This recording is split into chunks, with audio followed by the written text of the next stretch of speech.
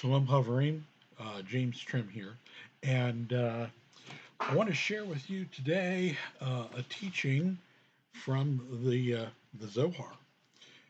Yesterday, I've been sharing a number of short Facebook posts, almost tweet-like. A lot of them are just scripture passages or just statements or ideas. Um, Some of them are quotes from the Talmud or the Zohar.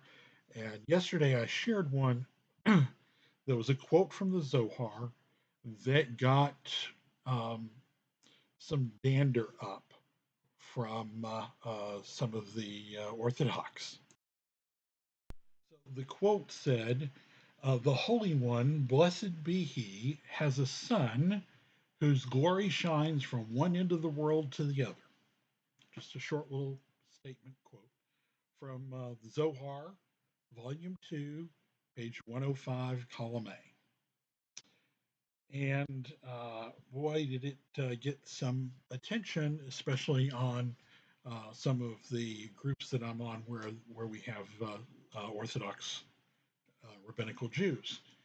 Um, One of them, Gershom Menachem, said, "The quote is inaccurate and misleading. The Zohar is commenting on a verse in Isaiah that says that God counts the stars by, quote, number, close quote. Then he explains how he does that through a son, and he put in parentheses, he put angel, who is a big and strong tree." All esoteric statements not to be taken literally, obviously. And then he took a screenshot of the Aramaic of the passage in question. So I wanted to respond to that since it's, well, frankly, it's kind of a way out there response that is in itself inaccurate and tries to cloud the issues with things that he certainly should know. Now, as usual, this teaching has a set of handouts. And if you are watching on YouTube, then you'll be able to find the handouts at the link that I will put in the video description. And there's two sets of handouts for this video because I started putting together the material for the handouts for this video, and I realized that a lot of the material that I needed was in a set of handouts that I had already put together, the PDF file, when I did a video on the middle pillar. By the way, that's a great video to watch uh, in coordination with this video because it covers some of the information in this video in a lot more depth than I have time for here. So the passage of Zohar that we're talking about is in volume 2, page 105a, and you have this first page of your first set of handouts. The title of the first page is "The Blessed Holy One Has a Son," and I just grabbed the whole context from the Sonsino, not the Sonsino, from the Pritzker translation here of the Zohar, uh, volume 5, by the way, just to make it easy for you to find it in your Pritzker set if you have them. Volume 5, and I think, yeah, here it is. It's page 77. But you can look it up by the standard Zohar designation, volume 2, 105a. And you don't have to look it up because I put it here for you in the handout. It says, "The mystery is this. When he created the worlds, his name was built at first structure of all, as it is written, lift your eyes on high and see me, who created Eleh, these." Okay, this is quoting Isaiah chapter 40, verse 26. Um, This is a very important passage in Zohar, Isaiah 40, verse 26. In the preface to the Zohar, which we will look at later in connection with this, this passage from Isaiah chapter 40, verse 26 is quoted. It becomes a foundation for a lot of the material in the Zohar. And so this is actually nothing new to the reader of the Zohar when this passage is quoted. Lift your eyes on high and see who created these. Who in Hebrew is me, and these in Hebrew is Elah. Okay, so lift your eyes on high and see me created Elah. Okay, creating the name in perfection. Now, find out what that means. Of course, there's a lot of Zohar passages that you can look at, but we'll look at one of them that is in the preface that's kind of setting the stage for this. Um, we won't look at it as much as I'd like to because this isn't a whole Zohar class, um, but we'll look at some of what we can find there. And when he created Elah, he created it with all the forces it deserved, so that his name would be fittingly arrayed, as it is written, who brings forth their array by number. What is, and then it has the letters, in the Hebrew letters here, bamispar, by number. Well, the Blessed Holy One, here's where our quote comes from. The Blessed Holy One has a son who shines from one end of the world to the other. Now, it's interesting. All I did was quote the Zohar. It says that in a one line quote from the Zohar with the Zohar designation.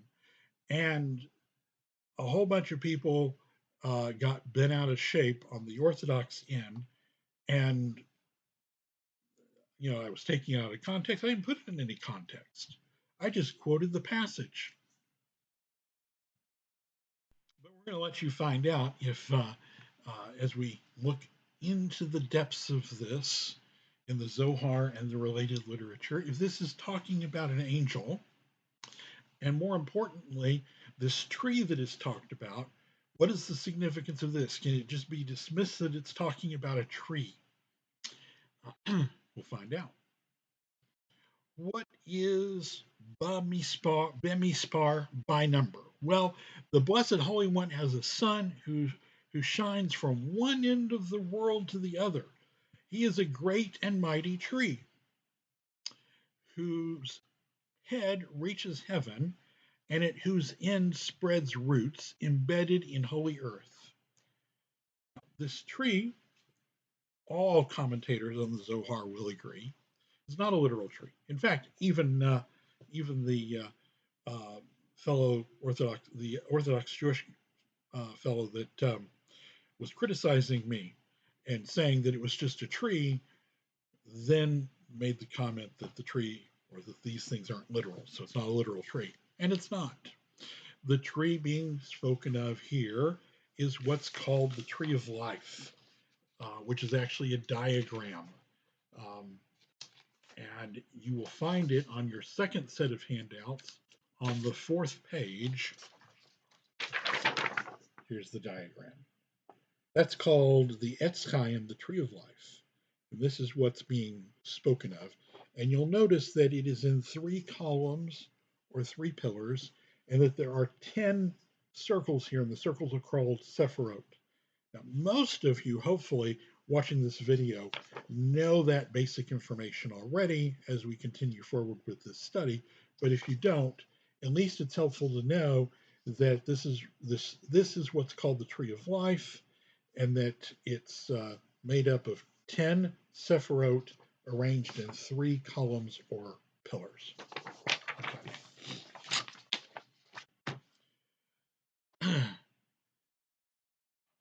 And his name is that, yeah, his name, speaking of this sun, which is also this tree, his name is Mispar, number.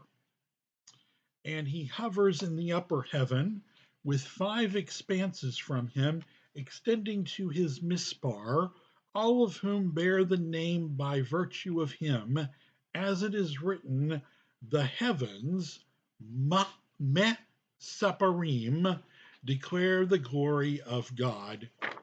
Psalms 19:2, um, from this same word, mispar. By virtue of his mispar, all those heavens attain that name.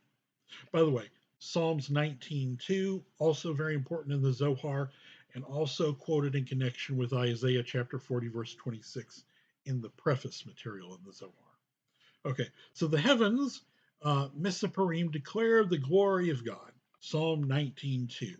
By virtue of his mispar, all those heavens attain this name.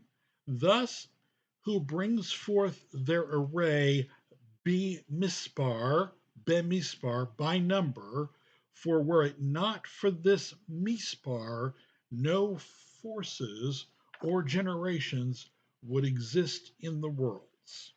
Okay, now reading that without any more information and a background in Kabbalah and whatnot and such, and the related literature, one might think perhaps Menachem is right. Perhaps this is talking about an angel. It doesn't say it's talking about an angel, but maybe it is talking about an angel that's a tree, and move on. But this is actually reaching back to a passage in a book known as the Bahir.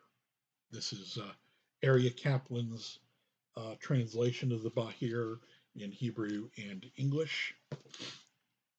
And it's part 125, section 125 in the Bahir, which we have here in your handout for you. Why are they called Sephirot? Now, we're going to find out what the Sephirot are in a minute, but it says, why are they called Sephirot? The Sephirot are these little circles. Now, there's more to it than being circles, but on this diagram, each of these 10 circles are Sephira, plural is Sephirot. All right. Why are they called Sephirot? Because it is written, Psalm 19:2, the heavens declare Misaprim, the glory of God. So this section of Zohar is reaching back to the Bahir, which was written before it, and it's reaching back to this section of Bahir to tell us that the Mispar, the sun, the tree that's being spoken of in this Zohar passage is referring back to Bahir 125, and it is referring, therefore, to the Sephirot, the 10 Sephirot. So the 10 Sephirot are, according to this then, the 10 Sephirot are the tree, which doesn't that make sense? Because this is the Etz Chaim, the tree of life, and the 10 Sephirot. Okay, so the Sephirot are the tree, which is also being identified as the sun. Okay, and one more passage I included here from the Sefer Yitzhak, uh, uh, 1:4a, 10 Sephirot of nothingness, 10 and not 9, 10 and not 11. We actually have in your other handouts, there's a whole handout on the Sephirot that we're not going to get into the details of, but it's helpful information for you to have. Okay, let's turn to the next page in our first set of handouts. Sephirot are the word. So you remember I said that the preface to the Zohar has this discussion of Isaiah 40:26. Lift your hands on high and see who created these. Elam. And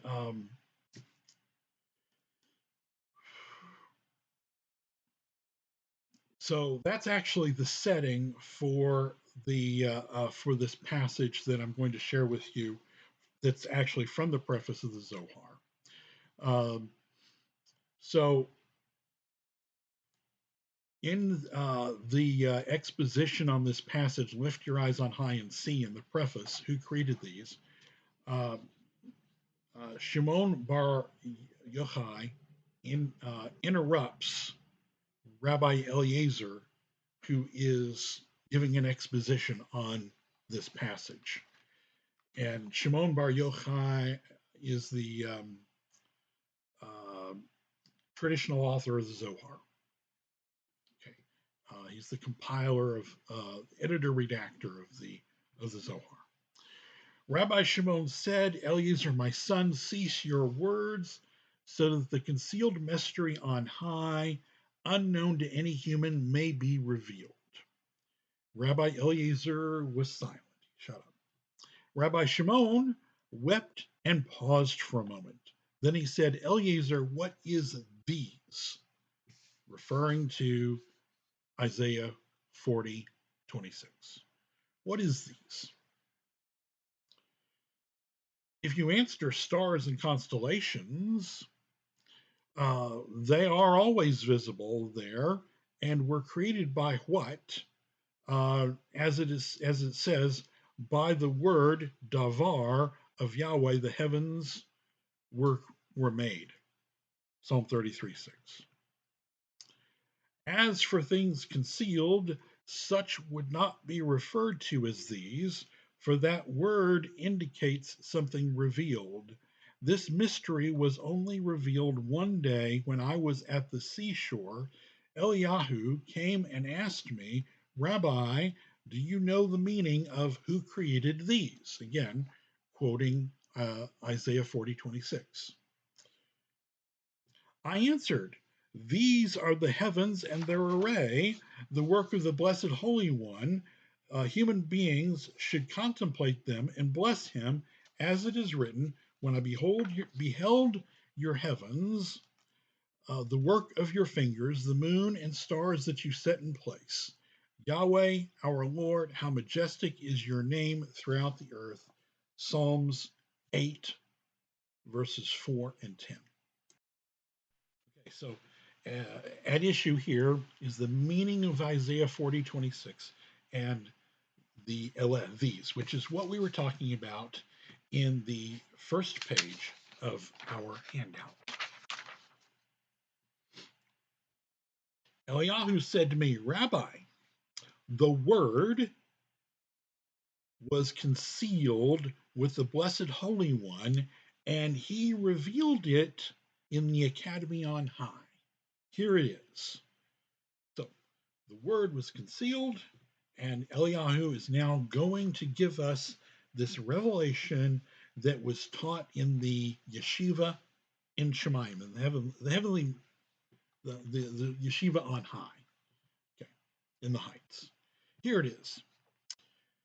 When concealed of all concealed wished to be revealed, it produced at first a single point. All right, the concealed of all concealed, all the commentators will agree, is Ein Sof. Ein Sof is the infinite one. The first page of your second handout will give you a full explanation of Ein Sof, but it's beyond the scope of what we're covering today. Like I said, if you watch the middle pillar video, it will also give you some helpful information. So when concealed of all concealed, when the infinite one wished to be revealed, it produced at first a single point, which ascended to become thought. Within it drew all drawings, graved, all engravings, carving within the concealed holy lamp, a graving of one hidden design, holy of holies, a deep structure emerged from thought called me. Who? Origin of structure, existent and non-existent, deep and hidden, called by no name but who? I wish we had time to really delve into what some of this stuff means.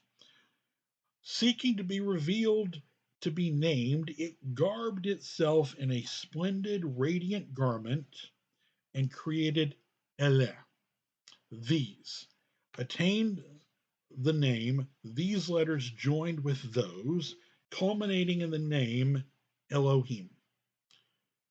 In other words, when you bring the letters that spell me, who, and the letters that spell these, Elah, together, you can form Elohim.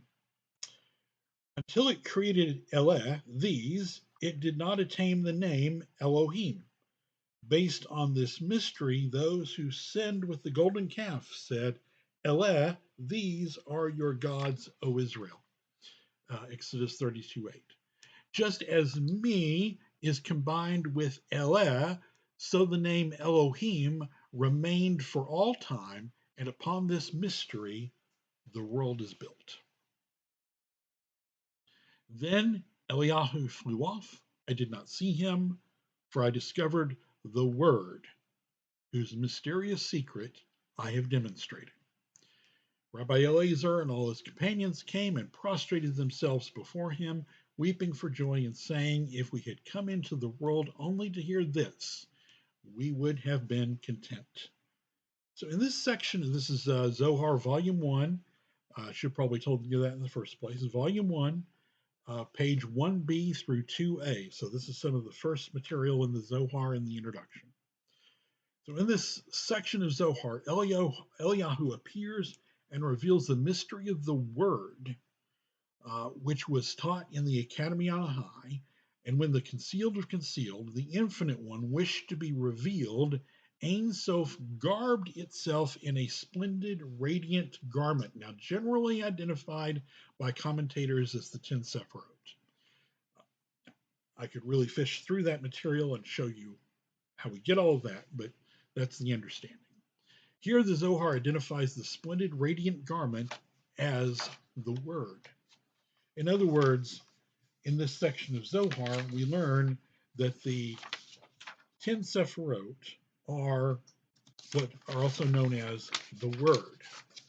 And that this is a deep mystery that Eliyahu learned in the Heavenly Academy and shared with Yochai Bar Shimon, the primary author of the Zohar.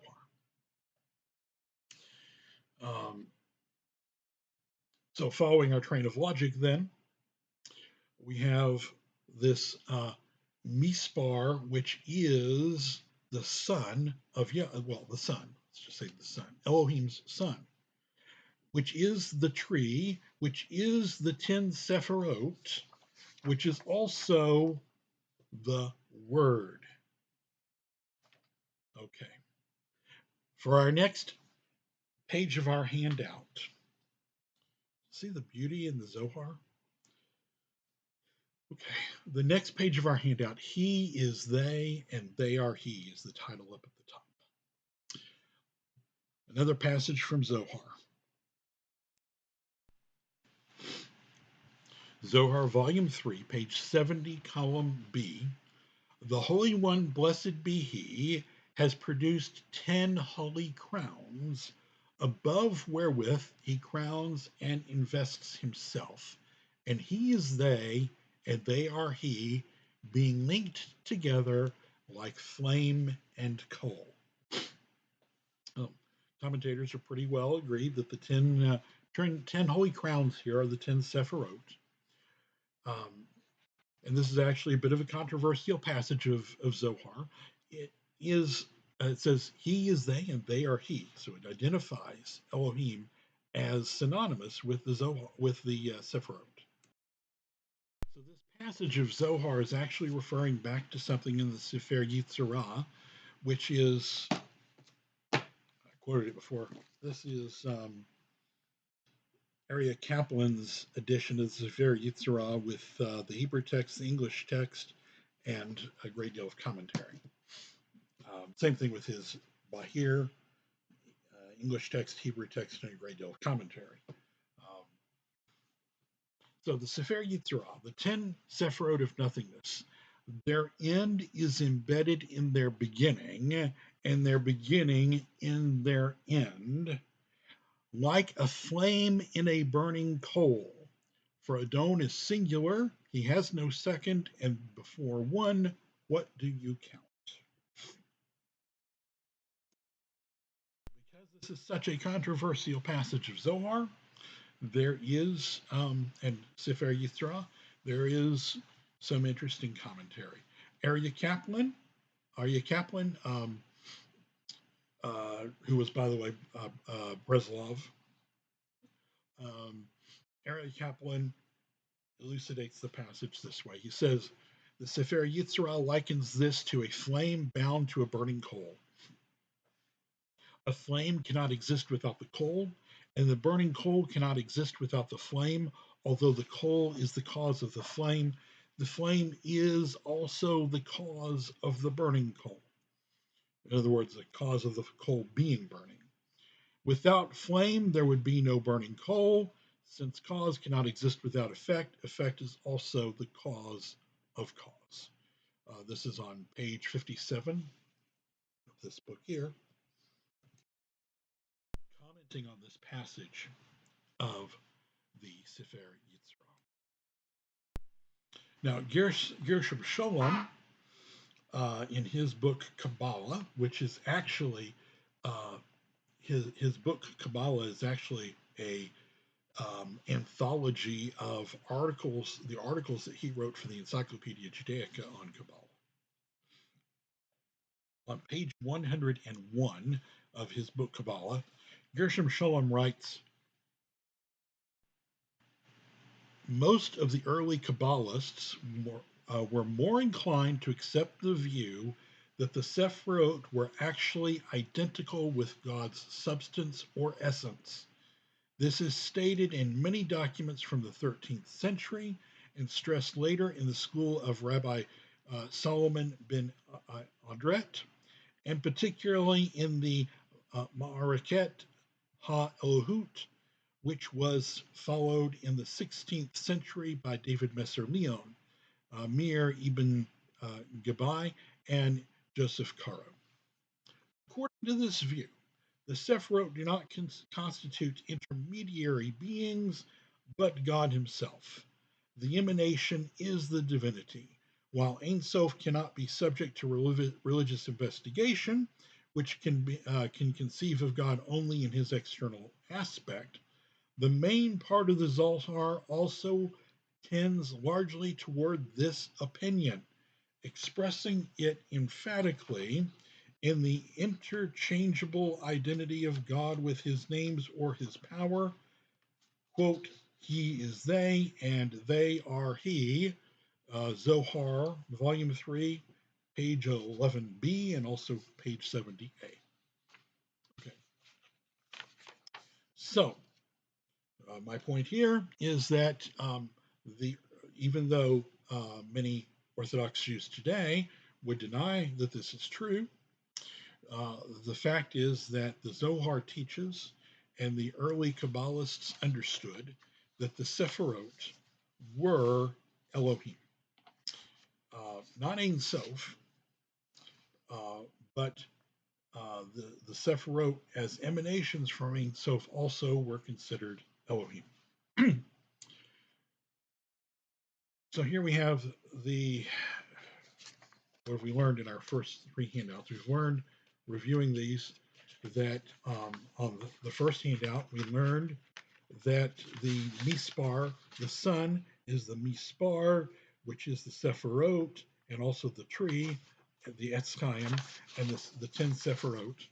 That the 10 Sephiroth are the Word, and that the 10 Sephiroth are Elohim, though they are not Ein Sof, they are Elohim.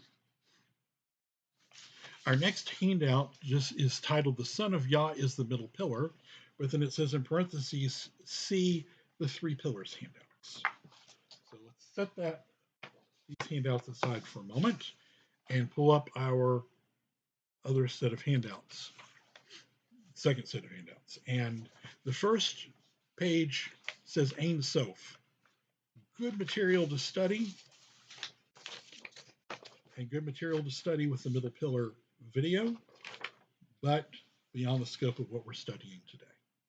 The next page says the 10 Sephiroth, and man, has it got some great information, some of which we already covered on the 10 Sephiroth, but some of that information goes beyond the scope of what we're studying today. study it, learn it, go through it in the middle pillar video. The next page is the three pillars, and that's where we really want to get started with this set of handouts. It says each of these 10 sephirot fall into three columns or pillars, and we saw that in the diagram that you have. The Zohar describes these three pillars in a commentary on Genesis 1:4, which reads, "Then Elohim said, 'Let there be light,' and there was light, and Elohim said that the light was good." The Zohar says concerning this verse, and this is volume 2, page 167a, why, it may be asked, was it necessary to repeat the word light in this verse? The answer is that the first light refers to the primordial light, which is the right hand and is destined for the end of days, while the second light refers to the left hand, which issues from the right. The next words, "And God saw that the light, that it was good," refers to the pillar which stands midway between them, unites both sides, and therefore, when the unity of the three, right, left, and middle, was complete, it was good. Since there could be no completion until the third had appeared to remove the strife between the right and the left, as it is written, "And God separated between the light and between the darkness." And then our next Zohar quotes parallel to this, volume 1, page 16b. "And God saw the light, that it was good." This is the middle pillar, the key tov, that it was good, through light above and below and on all other sides, in virtue of Yahweh, the name which embraces all sides. Okay, so what this is describing, and we see this in our diagram, is you have a pillar on the right and a pillar on the left and a pillar right down the middle. And the sephirot down the middle harmonize the opposing aspects of the sephirot on the right and left.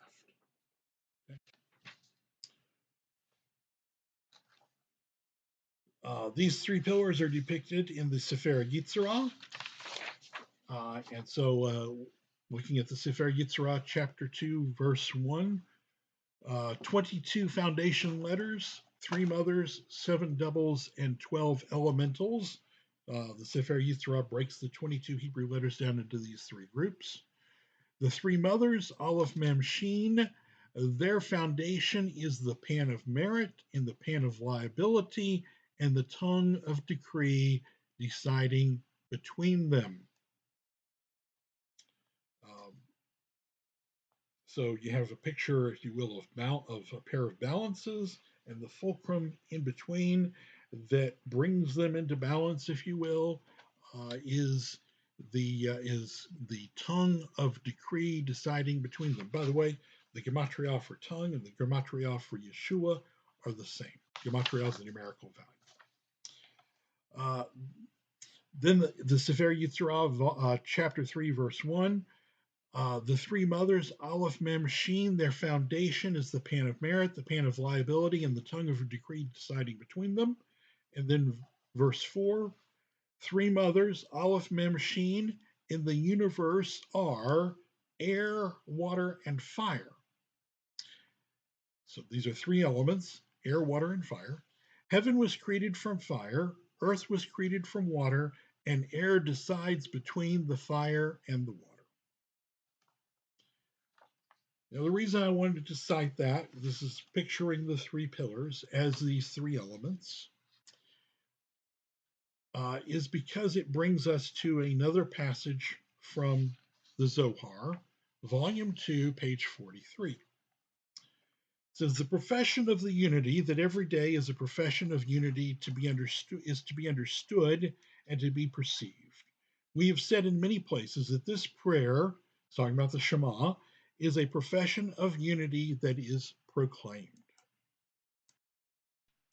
Hear, O Yisrael, Yahweh first, then Eloheinu, and Yahweh, they are one, and thus he is called one. Behold, these are three names. How can they be one? Is it because we call them one? In other words, it's saying that the Shema, when you say Shema Yisrael, and the Orthodox would say Adonai Eloheinu, Adonai Echad, um, Yahweh Eloheinu, Yahweh Echad, uh, is saying literally that Yahweh Eloheinu and Echad are one. And also concerning the proclamation that we call them one. How these are one can only through the vision of the Holy Spirit be known. And these are through the vision of the closed eye or the hidden eye, to make known that these three are one. And this is the mystery of the voice that is heard. The voice is one and is three ga'unin. Three, the word ga'unin literally in Hebrew means colors. Ga'unin means colors, but it's used in the Zohar to mean essence, element, characteristic, uh, qualities, um, and is three ga'unin, fire, air, and water. And all of these are one in the mystery of the voice. And also here, Yahweh, Eloheinu, Yahweh, these are one, three ga'unim that are one, and this is the voice of the act of a son of man in proclaiming the unity. So what it says basically, we proclaim the unity with our voice. Our voice is made of our breath. Our breath is air, and it brings into harmony water and fire. And so through this act of speaking with our voice, we are uniting these three when we recite the Shema, which is declaring that Yahweh Eloheinu and Yahweh are Echad, are all unity. And also here, Yahweh Eloheinu, Yahweh, these are one, three Ga'unim that are one. So like air, fire, and water, they are Ga'unim, they are elements, if you will, that are one, with the air combining fire and water. And what the Zohar means by that and the Sefer Yitzrah is that your breath is moist and hot. So it combines wind, air with combines air with heat and moisture. And this is the voice of the active Son of Man proclaiming the unity, and in which he sees by the unity of the all from Ein Sof, the infinite one, to the end of all, because the voice in which it is done, and these are three that are one. And this is the profession of the daily profession of unity, which was revealed in the mystery of the Holy Spirit. And there are many Ga'unin that are a unity, and all of them are true. What the one does, the other does, and what that one does, the other does. Again, Zohar, Volume 2, page 43. We're going to skip the next page because it has to do with the supernal mother in in the three pillars, and that's beyond the scope of what we're covering today. You can get it in the middle pillar video. But finally, we have the middle pillar. According to the Zohar, the middle pillar of the Godhead is also known as, get this is where we were going, the Son of Yah, Ben Yah. Better is a neighbor that is near than a brother far off. The neighbor that is the middle pillar in the Godhead, which is the Son of Yah. And then this handout, because it's from the other set, from the other video, repeats some of the passages that we already looked at. And then the next handout, isn't partly part of this video, but we were talking about the Sephirot being the word, and it goes into how the Memra is the word appears in the Targums. And there's a page here after that that says the middle pillar is the word, but it uses a different passage of Zohar that's not as clear as the one we already covered. And the Memra is the Messiah. But that's all from the other video set series. So go through, watch the middle pillar video, and you can cover all of that material. But we just wanted to cover that the Son of Yah is the middle pillar. In order to understand that, you have to understand what the three pillars are. And finally, the last page of our handout actually goes to address something that was brought up by one of the Orthodox that were responding to my post when I posted the passage from Zohar. He said, "Oh, well, the Son is Israel."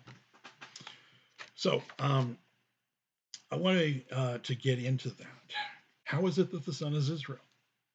We said that we've covered all of this here, and what we've learned is that the Son is uh, the 10 Sephirot. The Son is the Word and the Tree of Life, and we've learned that the Son is Elohim because the Sephirot are Elohim, and he is they and they are he, and that the Son is the middle pillar of the Godhead. How is he the tree and the middle pillar? Because the middle pillar harmonizes the outer two. So the middle pillar actually, in a way, uh, um, comprehends the whole of the tree and all of the 10 Sephirot by harmonizing the right and left pillar and the middle pillar. Okay, so now we have something where I want to explain and address this issue that the Son of Yah is Israel, and this is true. Hosea chapter 11, verse 1. When Israel was a child, then I loved him, and out of Egypt I called my son. And Shemot, Exodus chapter 4, verses 22 and 23. Then you shall say to Pharaoh, thus says Yahweh, Israel is my firstborn son. I have said to you, let my son go, that he may worship me, yet you refuse to let him go. Now I will slay your firstborn son. Exodus 22, or chapter 4, verses 22 through 23. Now, there is a very good Kabbalistic understanding of this in the Tanya.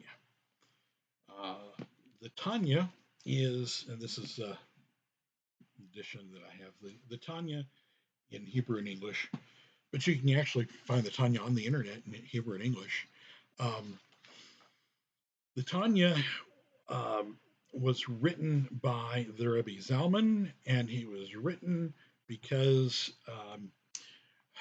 at the time there was a rumor going around, or at least a criticism going around from the opponents to Hasidut, from the opponents to the Hasidim, Hasidus. They they said it was all Hasidism was a bunch of emotional hype, and so the Rebbe Zalman wrote the Tanya to give a rational basis for Hasidism and to explain Hasidism. It's the basis for the Hasidic group known as Chabad. Okay. The Tanya uses this same allegory of Israel being Elohim's son, and it explains it very well. In Likutei Amarim, chapter 2, Tanya says, so allegorically speaking, have the souls of Jews risen in the divine thought. As it is written, my firstborn son is Israel, and you are children unto the Lord your God. So this is referencing the passages that we just quoted. That is to say, just as a child is derived from his father's brain, Uh, so, to use an anthropomorphism, the soul of each Israelite is derived from God's brain, God's thought and wisdom. So, uh, Israel is Israel because they are derived from the wisdom of Elohim.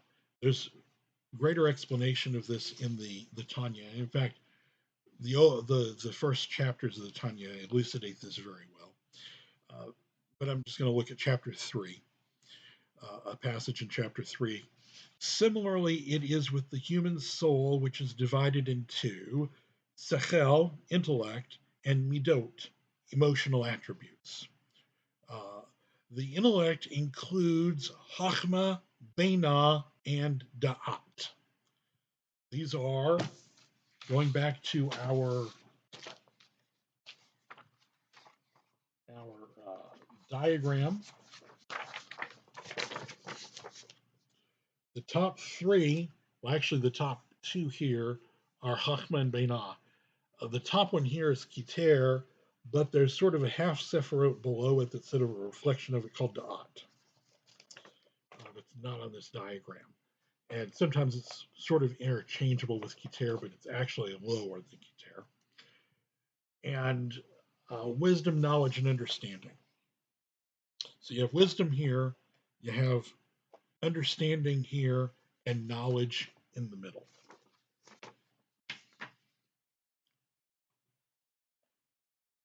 So, repeating this, similarly it is with the human soul, which is divided into two: sechel, intellect, midot, emotional attributions.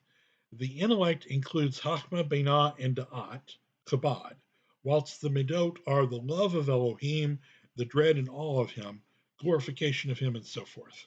Chabad, the intellectual faculties, are called mothers, and the source of the midot, for the latter are offspring of the former. So basically what the Tanya teaches is that the wisdom of Elohim, the Torah, is the wisdom of Elohim, and that the Torah enters into our understanding like seed entering into a womb. And understanding is like a womb where that wisdom of Torah gestates within us, and then the combining of the wisdom with the understanding harmonizes, if you will, in the midst of us as da'at, knowledge. And that whole process is what Chabad is named after, and is the harmonizing of the three pillars. Okay, and that da'at, that knowledge of Torah. So you have the wisdom, Torah as Elohim's wisdom, then enters into our understanding like a womb, and gestates as we understand Torah, and that understanding of Torah then gives becomes a knowledge of Torah within us that gives birth to the lower Sephirot, to faith, and as a result of that, a love of Elohim on the one side, and a healthy respect for Elohim on the other side, and this all parallels the lower seven Sephirot are emotional, if you will, feeling, how we feel about Elohim in our soul. Okay.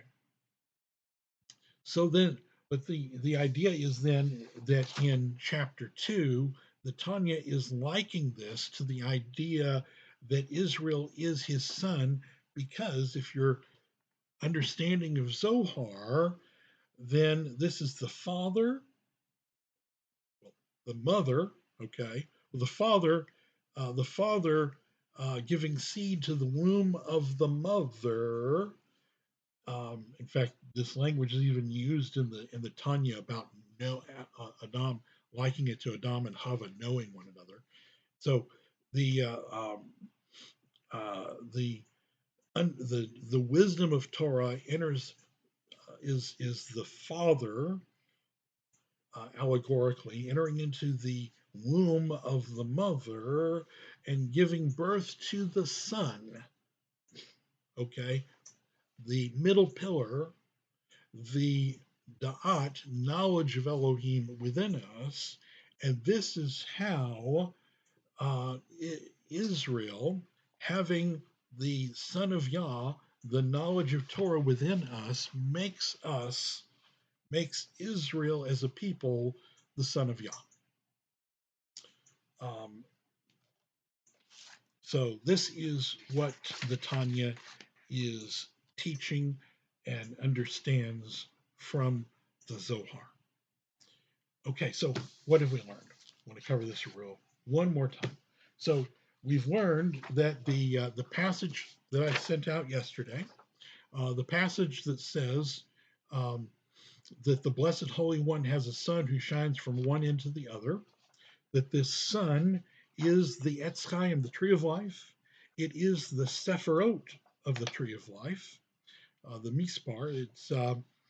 Um, it is not only the Sephirot, but because it is the Sephirot, it is the word, the Milah or Memra or Devar, it's the word. It is also because it is the Sephirot, he is they and they are he, it is Elohim, um, and it is the middle pillar which harmonizes the outer two pillars. So it also is the culmination of the whole tree of life in the Sephirot. It is the middle pillar of the Godhead, which is known as the Son of Yah, because the three pillars of the Godhead are Father, Mother, and the Son of Yah, and that um, because of this, the Father gives seed to the Mother, and then that gestates that wisdom is the seed that then gestates in our understanding and then that gives birth to becomes a knowledge. That process is a knowledge, becomes a knowledge of Elohim, which is the Son of Yah. So when we have a knowledge of Torah within us, we have the Son of Yah within us, and this is how Israel is the Son of Yah. So is the Son that's spoken of in this passage of Zohar an angel? Not in the normal sense. No, not a not a not it's not just an angel. Um, Is it Israel? Well, yes, but you have to have some really deep understandings of why that you can find by deeply studying the Zohar and the Tanya. Now, I know this has been deep study where we've gone into the Zohar, we've gone into the Bahir, the Sefer Yitzhak, and the Tanya. Um, I love it. This is beautiful, beautiful stuff. And I hope that has helped you to understand um, what the Zohar really teaches and what we can learn from the Zohar, the Bahir, the Sefer Yitzhak, and even the Tanya. Um, so then I'm gonna go ahead and close, but I'm gonna ask you to please consider donating to this ministry. Where do you get studies like this? Um, on this level. I'll be honest, you just don't. Um, this is a very unique ministry, and I'm asking you to please consider donating to support this. We struggle to cover the rent each month. So if you can please donate whatever you can, we appreciate it. You can send donations by PayPal to donations at wnae.org, and we'll put that information in the video description. So donate by PayPal to donations at wnae.org. Shalom, everybody.